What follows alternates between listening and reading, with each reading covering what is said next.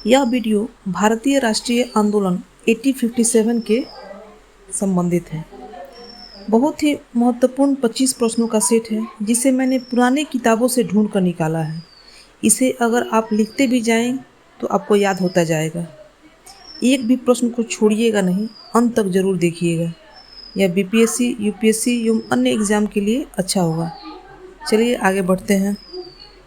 1916 के प्रसिद्ध लखनऊ समझौते पर किनके बीच हस्ताक्षर हुए थे? तो 1916 के प्रसिद्ध लखनऊ समझौते पर बाल गंगाधर तिलक और मोहम्मद अली जिन्ना के बीच हस्ताक्षर हुआ था।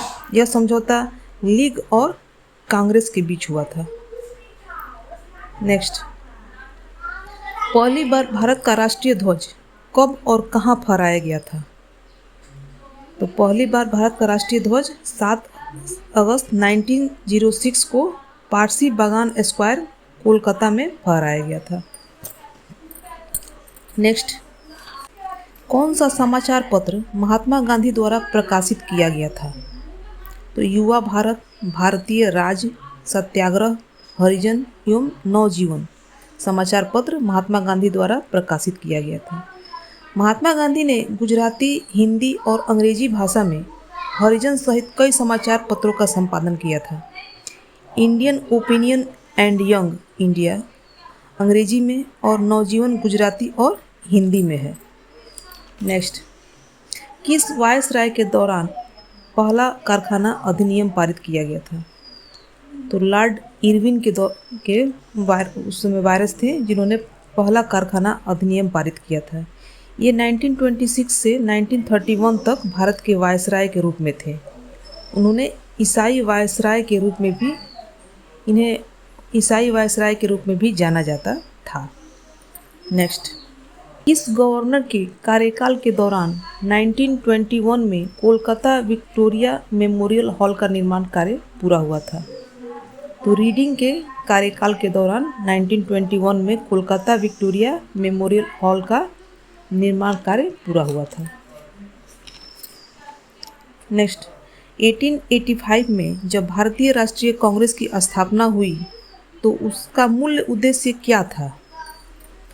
तो राष्ट्रीय कांग्रेस की स्थापना हुई तो उसका मूल उद्देश्य था शिक्षित भारतीयों के लिए सरकार में अधिक हिस्सेदारी हासिल करने के लिए मुख्य इसका उद्देश्य ब्रिटिश प्रशासन के तहत उच्च सिविल सेवाओं में भारतीयों की भर्ती के अधिकार को सुरक्षित करना था। यही उसका मुख्य उद्देश्य था। बिहार के क्रांतिकारी नेता खुदीराम बोस के वकील कौन थे? तो कालिदास बसु। मुजफ्फरपुर के कालिदास बसु खुदीराम बोस के वकील थे। इन्हीं के कहने पर बोस ने हाई कोर्ट में फांसी की सज़ा के विरुद्ध अपील की थी, लेकिन हाई कोर्ट ने भी सज़ा बरकरार रखा और 11 अगस्त 1908 को फांसी दे दिया गया।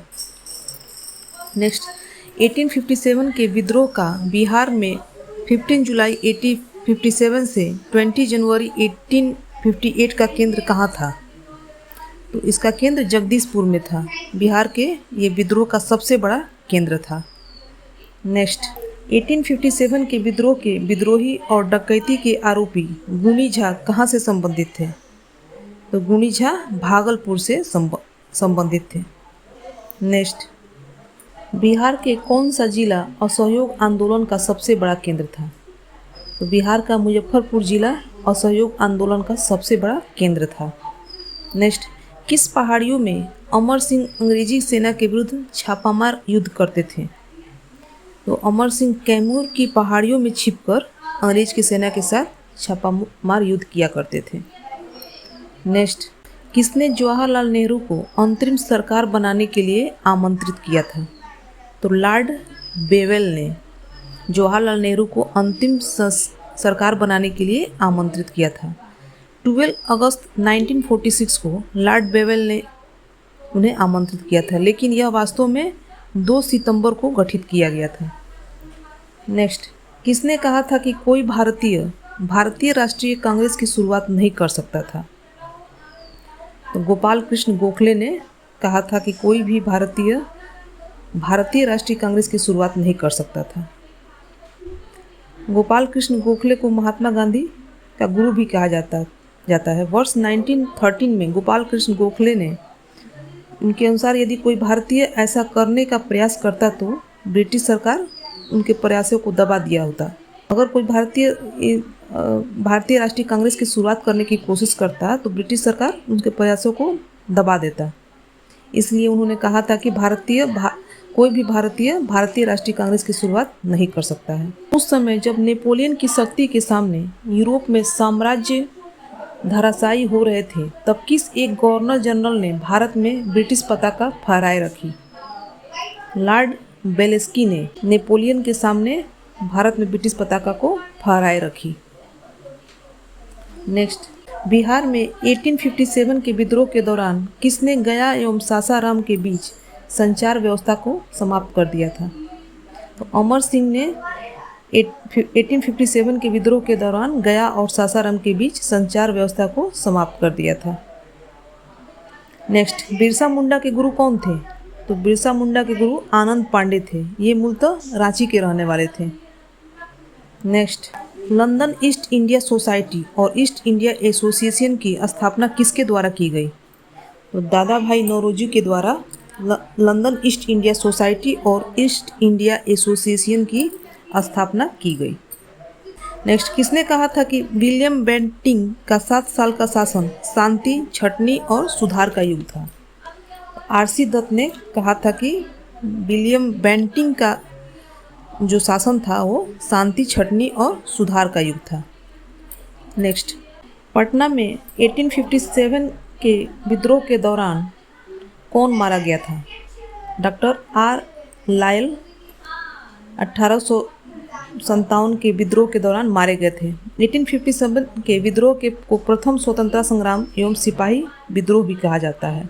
नेक्स्ट, किसके प्रयत्नों से बिहार प्रांतीय कांग्रेस का दूसरा अधिवेशन हुआ था?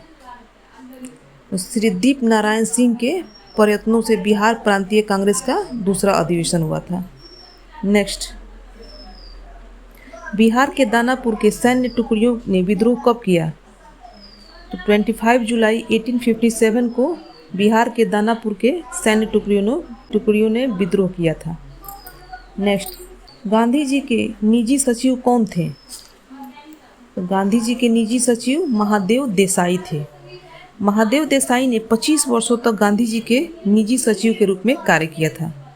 उन्हें पहली बार वर्ष 1921 में गिरफ्तार किया गया था। नेक्स्ट, देवनागरी लिपि में हिंदी को भारत की राष्ट्रीय भाषा बनाने का सुझाव किसने दिया? तो बाल गंगाधर तिलक ने देवनागरी लिपि में हिंदी को भारत की राष्ट्रीय भाषा बनाने का सुझाव दिया था। नेक्स्ट, किसने 1898 में बनारस में सेंट्रल हिंदू कॉलेज स्थापित किया था, जो बाद में बनारस हिंदू विश्वविद्यालय का केंद्र बन गया? तो श्रीमती एनी बेसेंट ने बनारस में सेंट्रल हिंदू कॉलेज का स्थापित किया था, जो बाद में बनारस हिंदू विश्वविद्यालय के नाम से जाना जाता है। नेक्स्ट, भारत के राष्ट्रीय ध्वज का डिजाइन किनके द्वारा तैयार किया गया था? तो भारत के राष्ट्रीय ध्वज का डिजाइन पिंगली वेंकैया के द्वारा तैयार किया गया था। आपको यह वीडियो कैसा लगा? अच्छा लगा हो तो लाइक एवं शेयर जरूर कीजिएगा। 1857 पर आधारित और भी वीडियो हैं जिसे आप मेरे वीडियो सेशन में जाकर देख सकते हैं। धन्यवाद।